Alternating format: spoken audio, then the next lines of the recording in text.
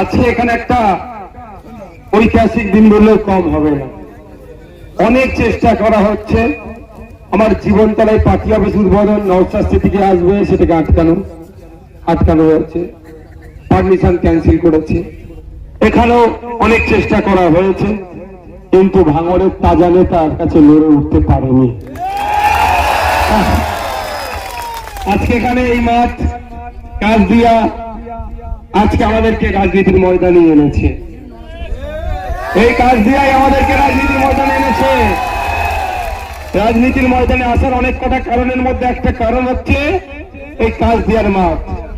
তো এই কাজ দিয়ার মাঠ থেকে আমাদেরকে শপথ নিতে হবে, ক্যানিং পূর্বের যত রকম অন্যায় অনাচার আছে সেইগুলোকে বন্ধ করে গণতন্ত্রকে প্রতিষ্ঠিত করতে হবে। আপনার অধিকার, আমার অধিকার সংবিধানের পাতায় লিপিবদ্ধ আছে।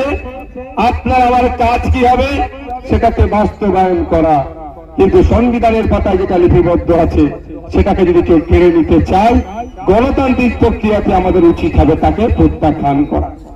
তাই সময় এসেছে, এটা 2021 নয়, এটা 2026। রাজনীতিটা আমরা কিছুটা হলেও বুঝতে শিখেছি। ওরা যত রকম তালা লাগাবার চেষ্টা করছে, যত রকম ফাঁদ ফেলার চেষ্টা করছে, ক্যানিং পূর্বের মানুষদেরকে নিয়ে, কাজদিয়ার মানুষদেরকে নিয়ে, বদরার মানুষদেরকে নিয়ে, জীবনতলার মানুষদেরকে নিয়ে, আমরা মায়েদেরকে নিয়ে, বোনেদেরকে নিয়ে, ওদের সমস্ত রকমের ফাঁদকে কেটে এখানে সুশাসন প্রতিষ্ঠিত করবে।